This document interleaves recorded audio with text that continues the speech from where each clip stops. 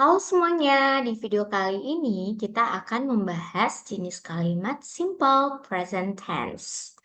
Jenis kalimat ini biasanya digunakan untuk mengungkapkan kegiatan sehari-hari, kebiasaan yang kita lakukan di waktu luang, dan fakta umum. Nah, fakta umum ini seperti ketika kita ingin menceritakan tentang di mana kita tinggal, kemudian berapa jumlah saudara kita, kemudian apa pekerjaan kita, dan lain-lain. Right? Oke, sekarang kita akan membahas tentang pola kalimat dalam simple present tense. Di dalam simple present tense, ada dua jenis pola kalimat, yaitu yang pertama adalah pola kalimat nominal dan yang kedua pola kalimat verbal. Nah, sekarang kita mulai membahas tentang pola kalimat nominal. Oke. Di dalam pola kalimat nominal ada beberapa ciri-ciri yang harus kita pahami. Yang pertama adalah pola kalimat nominal ini memiliki verb be atau kata lainnya to be. Nah, apa sih itu to be? To be itu terdiri dari am, is, dan are. Nah, masing-masing to be ini memiliki subjek tertentu yang bisa menggunakan antara am, is, atau are. Dan ini akan kita bahas nanti. Oke. Yang kedua, di dalam pola kalimat nominal itu tidak ada action verb. Apa sih itu action verb? Action verb itu adalah kata kerja aksi. Intinya hal yang kita lakukan. Ada aksinya. Seperti apa? Misalnya berenang, belajar, menulis, membaca. Nah, itu adalah termasuk action verb. Oke. Nah, kemudian apa lagi? Setelah to be itu, misalnya setelah am atau is dan are itu diikuti oleh kata seperti kata sifat atau istilahnya adalah adjective, kemudian diikuti oleh kata benda atau istilahnya noun dan bisa diikuti juga oleh kata depan atau istilahnya adalah preposition. Oke. Adjektif itu apa sih? Kata sifat. Dari artinya adalah kata sifat. Contohnya ungkapan, right? Atau misalnya ukuran atau warna. Nah, itulah yang tergolong kata sifat. Nah, perasaan misalnya happy, senang, sad, sedih, hungry, lapar, dan lain-lain. Nah, kalau ukuran itu seperti tinggi, tall, pendek, short, oke, dan panjang misalnya long, oke, and many other adjectives dan banyak lagi lainnya yang bisa kita gunakan. Kemudian untuk warna ya, warna pada umumnya black ya. Warna pada umumnya seperti black, red, green, yellow, and so on, right? Well, kalau kata benda ya di sini konteksnya adalah kata benda itu tidak hanya benda mati, tetapi juga bisa benda hidup. Misalnya a student, seorang siswa misalnya, teachers, guru-guru misalnya, a book, sebuah buku misalnya. Nah, itu adalah contoh kata benda. Kemudian ada preposition, yaitu kata depan. Kata depan ini biasanya digunakan untuk mengungkapkan lokasi benda, misalnya in, di dalam, on, di atas, misalnya in the box, di dalam kota, on the box, di atas kota, from, ya, misalnya from Indonesia, and so on. Right. Selain itu juga kata in dan on ini juga bisa sih digunakan untuk mengungkapkan waktu, misalnya in the morning di pagi hari, on Sunday di hari Minggu dan lain sebagainya. Nanti akan kita bahas lagi. Oke, well kita lihat di dalam kalimat nominal ini ada beberapa pola. Nah, yang pertama itu pola kalimat positif. Kemudian ada pola kalimat negatif dan ada pola kalimat tanya. Nah, sekarang kita mulai membahas pola kalimat positif. Nah, di dalam kalimat nominal susunannya untuk kalimat positif ini terdiri dari subjek, kemudian diikuti oleh to be, lalu diikuti oleh salah satu kata yang sudah kita bahas tadi. Bisa saja diikuti oleh adjective, atau diikuti oleh noun, atau preposition. Oke, sekarang kita lihat seperti yang kita udah bahas tadi, semasing-masing subjek itu memiliki to be tertentu yang bisa digunakan. Semisal subjek I, artinya aku. Nah, kalau I ini boleh menggunakan to be am. Itu dia, I am. Semisal kita mau bilang, aku senang. Nah, kita bisa bilang langsung, I am happy. Ya, atau misalnya kita mau bilang, aku di dalam kelas. Nah, we can say, I am in the classroom. Seperti itu.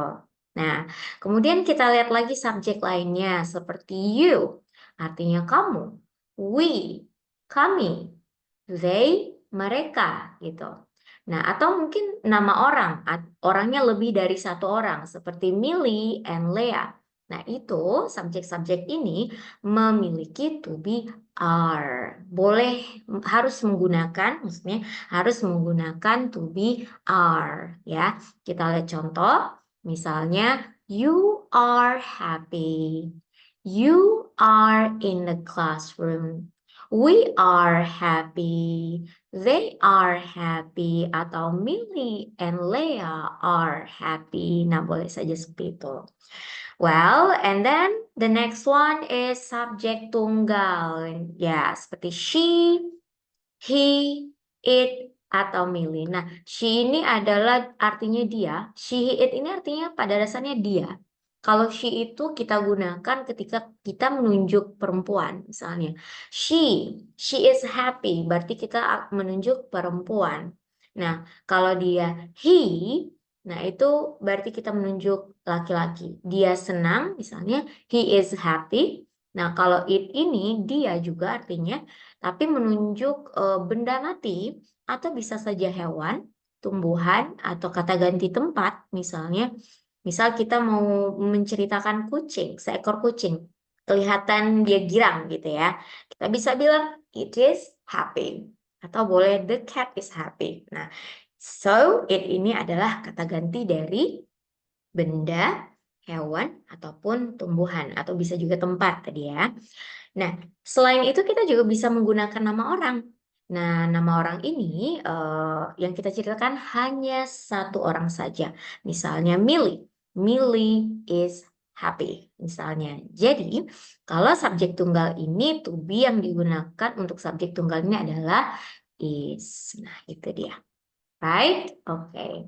Nah, sekarang apalagi kita akan membahas tentang kalimat negatif. Pola kalimat negatif. Oke.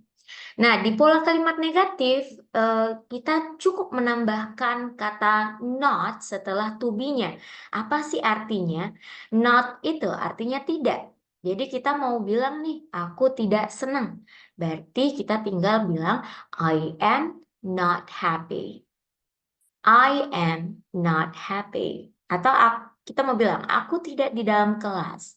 Berarti ya, I am not in the classroom. Nah, begitu juga dengan subjek lainnya, seperti subjek you, we, they, Millie and Leah, itu cukup tambahkan not setelah kata are not. Begitu juga subjek tunggal, she, it, atau Millie misalnya, itu cukup tambahkan not setelah is. Oke, mari kita lihat contoh, kita baca bersama. You are not happy. You are not in the classroom. Nah, seperti itu. Begitu seterusnya. We are not happy. They are not happy. Kemudian Millie and Leah are not happy. Seperti itu. Nah, kemudian kalau subjek tunggal ya seperti tadi ya bisa apa namanya? Bisa memakai to be maksudnya. Oke, untuk subjek she it ya, untuk subjek she it menggunakan not setelah is-nya. Misalnya she is not happy. He is not happy. It is not happy or Millie is not happy. Seperti itu, right? Jadi di sini ada kata not untuk mengatakan tidak. Itulah maksud dari kalimat negative. And the next one is, sebelum kita masuk pada kalimat tanya ini, kita akan bahas sedikit tentang bentuk. Bentuk to be yang ditambah not itu boleh dituliskan secara lengkap seperti ini, full formnya, am not. Nah, bisa juga dituliskan secara singkatnya, not, begitu.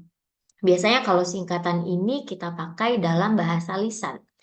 Ya, ketika kita berbicara langsung, misalnya kita mau bilang aku nggak senang, misalnya, kita ya bilang saja I'm not happy, gitu. I am not happy itu biasanya dipakai dalam bahasa tulisan. Nah, begitu kira-kira. Coba kita coba baca yang full form. I'm not. Kita ulang lagi. Kita coba baca. Baik, coba kita baca yang full form and short formnya. Am not. I'm not. Are not. Aren't. Is not. Isn't. Nah, begitu kira-kira. Nah, berikut kita lihat jenis kalimat tanya. Berbeda dari kalimat positif dan negatif, ya. Untuk kalimat tanya dalam kalimat nominal ini didahului oleh to be. Jadi di kalimat positif dan negatif tadi awalnya subjek, lalu ada to be. Sementara di kalimat nominal to be-nya dulu baru subjeknya. Jadi dibalikkan, begitu kira-kira. Nah, tidak ada yang berubah ya. Kalau subjek I tetap to be-nya am. Jadi menjadi am I. Oke. Kemudian kalau you, we, they, atau Millie and Leah lebih dari satu subjek tetap memakai are. Are you, are we, are they. Kemudian are Millie and Leah. Ya. Oke. Kemudian untuk subjek she, he, dan it atau Millie itu memakai is, right? Nah, itu dia tetap. Is she, is he, is it, or is Millie? Nah, kira-kira seperti itu. Right. Oke, untuk contohnya kita akan lihat seperti ini kira-kira. Misalnya, are you a student? Nah, are you a student? Apakah kamu seorang siswa? Nah, ketika seorang nanya kita, are you a student? Misalnya, kalau kita siswa, kita jawab begini, yes, I am. Oke, konsep kita tadi memakai to be. Jadi, subjek I memakai to be am. Oke. Next, kalau jawabannya tidak, kita bisa jawab begini, no, I'm not. Begitu, kira-kira. Oke, contoh lainnya. Misalnya subjek she, apakah dia sedih? Nah, berarti is she sad? Is she sad? Nah, jawabannya bisa yes, she is, atau no, she isn't. Oke. Nah, untuk jawaban tidaknya jadi is-nya ini kita negatifkan menjadi isn't. Kita balik lagi. Nah, bentuk singkat dari is not adalah isn't. Bentuk singkat dari are not adalah aren't. Bentuk singkat dari am not adalah am not. Begitu ya. Nah, kira-kira seperti itu. Nah, kita lihat contoh satu lagi. Misalnya, are they happy? Apakah mereka senang? Maka jawabannya yes, they are. Ya, untuk jawaban iya. Kalau tidak, no, they aren't. Seperti itu. Nah, sekarang kita lihat contoh soal. Yang ini seperti Millie and Leah in the classroom. Nah, kita akan lihat bagaimana sih menuliskannya ke dalam kalimat positif, negatif, dan kalimat tanya. Oke, kita mulai saja melihat contohnya. Millie and Leah in the classroom. Berarti di sini kurang to be-nya gitu ya. Millie and Leah ada dua orang. Millie dan Leah. Oke, Millie dan Leah. Oke, nah jadi kita butuh to be are untuk lebih dari satu orang. Oke, kita baca. Millie and Leah are in the classroom. Oke, kalau kalimat negatifnya seperti yang sudah dibahas tadi, cukup tambahkan not setelah are-nya. Oke, are not. Jadinya, oke, kita coba baca bersama. Oke, Millie and Leah are not in the classroom. Oke, nah untuk kalimat tanya seperti yang sudah dibahas tadi, to be-nya harus digeser ke depan. Jadi posisinya bertukaran dengan subjek. Jadi setelah to be baru subjek. Seperti ini. Are Millie and Leah in the classroom? Yes, they are. And no, they aren't. Kalau ya, ya begini. Yes, they are. Kalau tidak, no, they aren't. Seperti itu. Nah, kenapa berubah jadi they? Kenapa tidak yes, Millie and Leah are saja? Nah, kita harus ganti Millie and Leah ini dengan subjek pronounnya. Millie and Leah itu kan bisa diganti dengan kata mereka. Nah, ya udah. Jadi dalam jawaban kita ganti saja menjadi they. Seperti itu. Nah, berikut contoh lainnya seperti my mom garis miring a teacher. Nah, kita tahu kalau di sini satu subjek. Nah, kalau satu subjek itu memakai to be is. Oke, kita lihat pola kalimat positifnya seperti apa. My mom is a teacher. Jadi kita butuh to be is. Oke, untuk melengkapi kalimat ini. Kalimat negatifnya kita tambahkan not setelah is. My mom is not a teacher, right? Kemudian yang di kalimat tanya is-nya ke depan. Sama seperti yang tadi, are-nya ke depan kalau yang tadi. Kalau ini is-nya ke depan. Is my mom a teacher? Gitu. Nah, untuk jawabannya my mom ini kita kita ganti dengan kata she ya. Jadi yes, she is, right? Kalau tidaknya no, she isn't. Kira-kira seperti itu. Oke, semoga paham ya semuanya. Right, nah sekarang kita masuk membahas tentang pola kalimat verbal. Nah, di dalam simple present tense ini, selain kalimat nominal, kita juga mempelajari pola kalimat verbal. Nah, apa sih ciri-cirinya? Yang pertama, kalimat verbal ini tidak ada memakai to be. Ya, tidak ada lagi memakai am, tidak ada lagi memakai is ataupun are. Oke, yang ada hanya action verb dan juga nanti ada diikuti oleh kata bantu di kalimat positif, di kalimat negatif atau di kalimat tanya gitu. Jadi memakai action verb. Nah, action verb itu adalah kata kerja aksi. Hal yang kita lakukan, ada actionnya, ada aksinya. Seperti belajar, bermain, berenang, makan, minum, apalagi menulis, membaca, dan lain-lain. Nah, itu dia.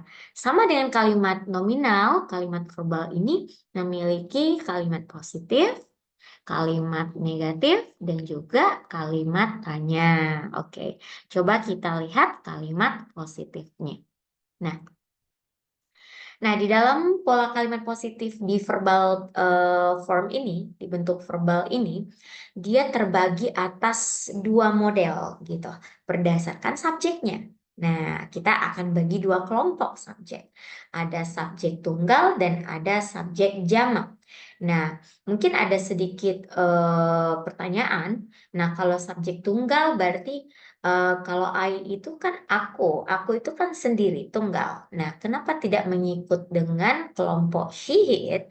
Nah, itu memang aturannya kalau I itu bergabung ya. Intinya tuh kalau aturan pertama ini nanti untuk orang pertama tunggal seperti I, kemudian you, orang kedua tunggal, you, kamu ya. You ini juga artinya selain kamu bisa kalian juga gitu.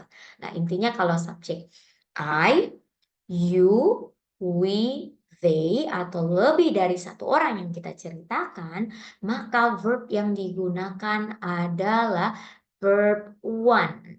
Kata kerja bentuk pertama. Apa itu contohnya? Ini beberapa contoh. Seperti membaca, bahasa Inggrisnya adalah read. Menonton, watch. belajar, study. Jadi, semua ini adalah kata kerja bentuk pertama. Tidak ada ditambah apapun di belakangnya, tidak ada embel-embel apapun gitu. Oke, coba kita lihat contoh langsung, kita baca. I read a book. Nah, seperti itu kira-kira. Aku membaca buku. Nah, itu adalah kalimat positif pada kalimat verbal gitu. Nah, contoh lainnya, you watch TV atau bisa aja you read a book seperti itu atau we watch TV, oke? Atau mungkin kita pakai kata study, they study English. Millie and Leah study English, begitu kira-kira. Oke, nah kemudian kalau subjeknya tunggal atau ketika kita menceritakan satu orang, ya orang ketiga tunggal. Nah, misalnya seperti she, he, it, atau Millie. Kata kerjanya apakah masih verb one? Tidak ya. Kata kerjanya adalah verb one yang ditambahkan akhiran es, ies, atau s. Nah, ada aturannya. Oke. Nah, nanti kapan ya penambahan es atau ies atau s? Nah, itu ada ketentuannya. Nanti akan kita bahas. Sekarang kita lihat dulu. Seperti kata read itu penambahannya s di belakang. Reads, oke. Kalau watch itu penambahannya es, watches. Dan study itu y-nya kita hilangkan dan kita tambahkan ies di belakangnya. Nah, coba kita baca. She reads a book. Oke. Kemudian contoh lainnya. He watches TV. Right? Kemudian mungkin Millie ya. Millie studies English. Nah, untuk it tadi konsepnya kita gunakan untuk hewan, tumbuhan, tempat, atau benda gitu ya. Nah, so kalau it itu contohnya mungkin bisa seperti ini misalnya. It plays the ball. Artinya dia memainkan bola itu. Right. Oke. Well, kita lihat catatan penting yang harus kita pahami ketika berurusan dengan subjek tunggal di kalimat verbal simple present tense. Yang mana kita harus tambahkan verb one-nya itu berakhiran es, ies, atau s. Nah, ini dia aturannya. Kalau verb one-nya ditambah es, itu untuk kata kerja yang berakhiran ch, sh, ss, o atau x. Seperti kata watch. Watch menonton itu pakai akhiran ch. Jadi kalau kita menceritakan satu orang, misalnya Millie ya, kita ambil saja subjeknya Millie. Jadi ya Millie watches jadinya, bukan Millie watch. Oke. Kemudian yang berakhiran sh seperti kata brush. Nah, brush itu menggosok, misalnya menggosok gigi. Millie menggosok giginya. Jadi kita bilang Millie brushes her teeth. Seperti itu kira-kira. Right? Kemudian yang berakhiran ss seperti menebak. Oke, menebak. Jadi bisa aja seperti ini. Millie guesses the quiz. Jadi Millie menebak kuisnya. Millie guesses the quiz. Seperti itu. Nah, kemudian yang berakhiran O, ya seperti kata go, pergi. Kemudian kata do, mengerjakan. Bisa aja, he goes to school from Monday to Friday. Misalnya, dia pergi ke sekolah dari Senin hingga Jumat. Misalnya seperti itu. Atau he does homework at night. Dia mengerjakan PR di malam hari, misalnya. Oke. Nah, atau he does homework in the evening. Oke, right? Nah, kemudian ada kata fix berakhiran x. Nah, juga kalau menceritakan satu subjek, kita harus tambahkan es di belakangnya. He fixes the car. Seperti itu, kira-kira. Next, kita lihat yang verb one plus ies. Kapan sih verb one-nya ditambah ies? Nah, itu catatannya adalah ketika kata kerjanya itu berakhiran y. Yang mana sebelum huruf Y itu adalah huruf konsonan. Apa sih itu konsonan? Selain huruf A, I, U, E, O. Jadi tidak huruf A, I, U, E, O ya. Seperti huruf B, C, D, F, G, H, J, K, L, sampai dengan Z. Selain A, I, U, E, O. Seperti kata study, itu untuk verb one-nya itu bisa kita tuliskan seperti ini. Study, right? Nah, kita lihat di sini dia berakhiran Y. Sebelum Y huruf D. D adalah konsonan.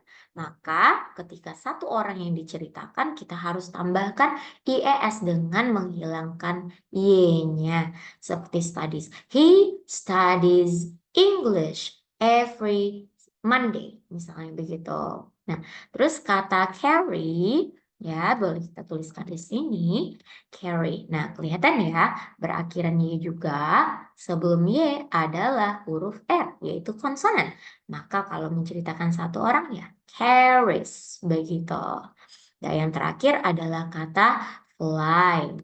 Nah, fly juga berakhiran Y, sebelum Y itu huruf L, konsonan. Maka ketika menceritakan satu subjek, maka kita tambahkan IES dengan menghilangkan Y-nya. Seperti itu. Oke, nah kemudian terakhir ada verb one yang ditambah S. Untuk apa sih itu?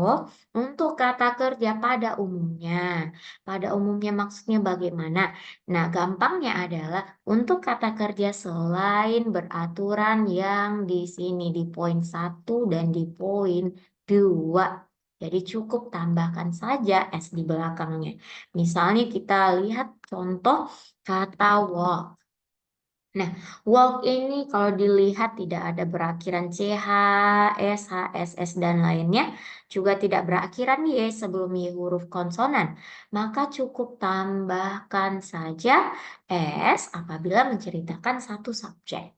Oke, contoh lainnya seperti kata play. Nah, di sini hati-hati. Di sini kita lihat akhirannya Y, ya kan? Di sini berakhiran Y. Tapi ingat sebelum Y itu huruf vokal. Ya, sebelum Y itu huruf vokal, ya. Sebelum Y huruf vokal, maka tidak ada hubungannya dengan yang poin 2 tadi ya. Dia tidak berakhir huruf konsonan, cukup tambahkan S saja di belakangnya. Kalau menceritakan satu orang, misalnya, my father plays the guitar, misalnya. Right? Oke.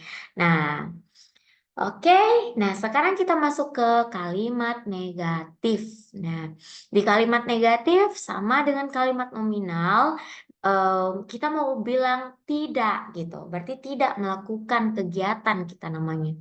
Nah, right. Jadi di dalam kalimat negatif ini untuk mengatakan tidak bisa langsung bilang not, seperti I not read a book, tetapi kita butuh kata bantu. Ada dua kata bantu yang bisa kita gunakan.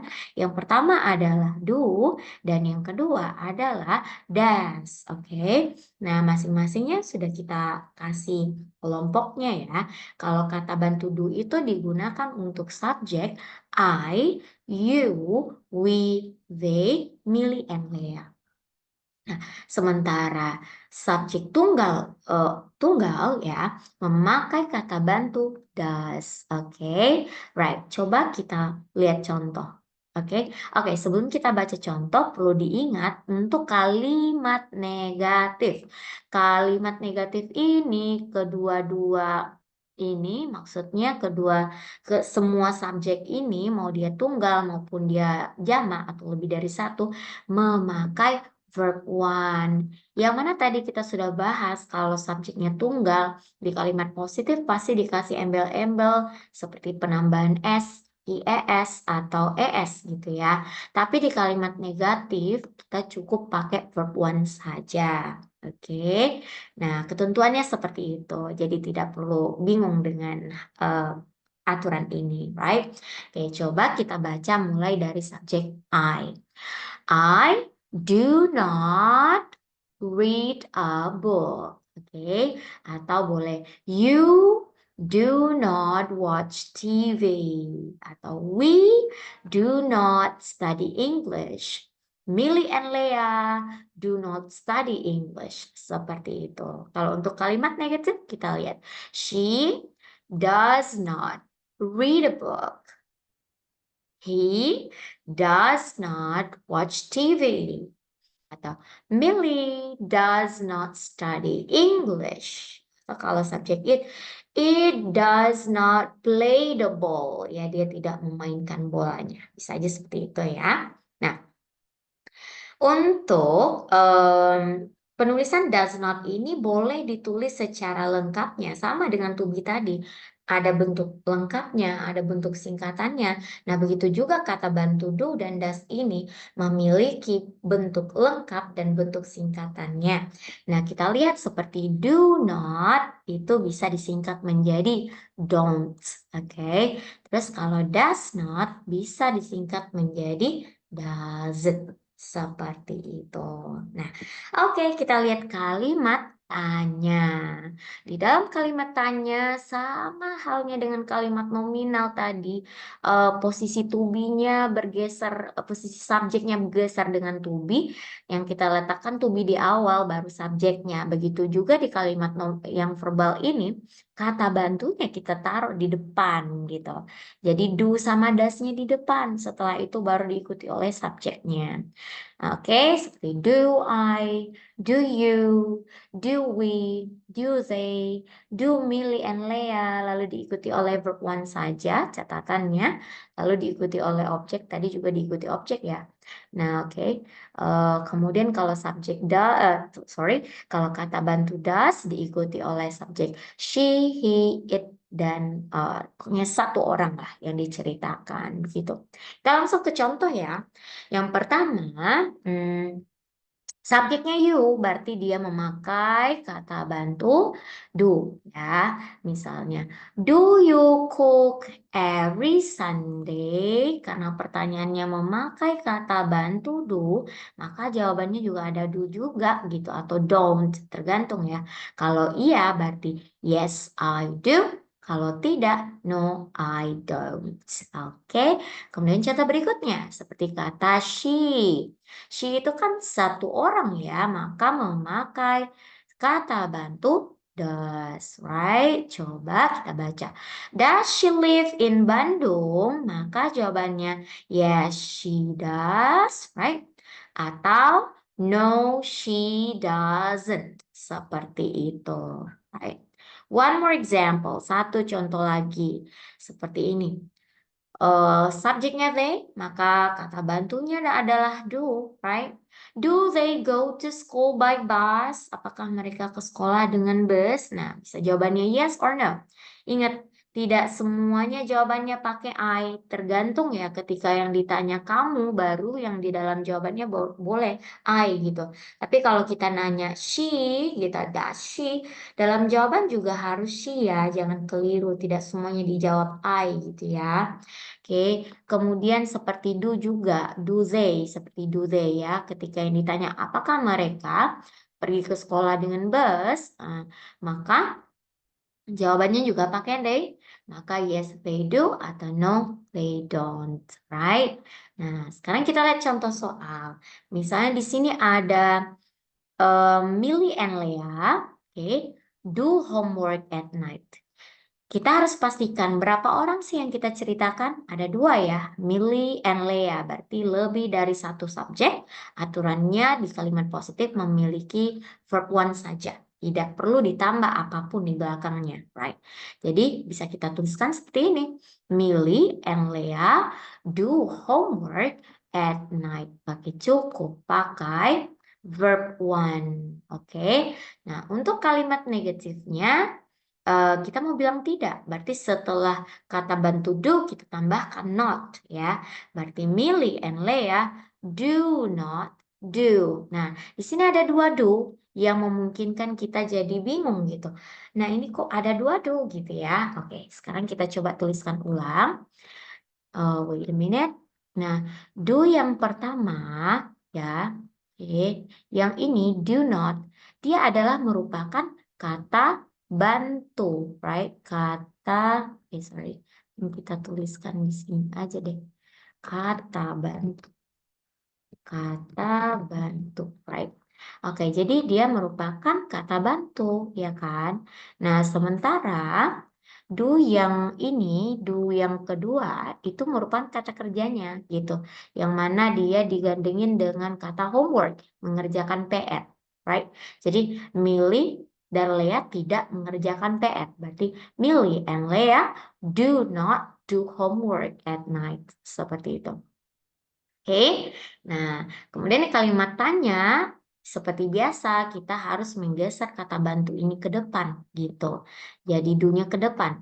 Oke, boleh kita coba tandain dengan ini ya. Do, nah ini merupakan kata bantu. Oke, do Millie and Leah do homework at night. Nah, jadi do di sini ada dua ya. Yang pertama adalah kata bantu dan yang kedua adalah kata kerja. Oke. Nah, apakah Millie dan Leah mengerjakan PR di malam hari? Kalau jawabannya iya, maka yes, they do. Kalau tidak, no, they don't. Oke.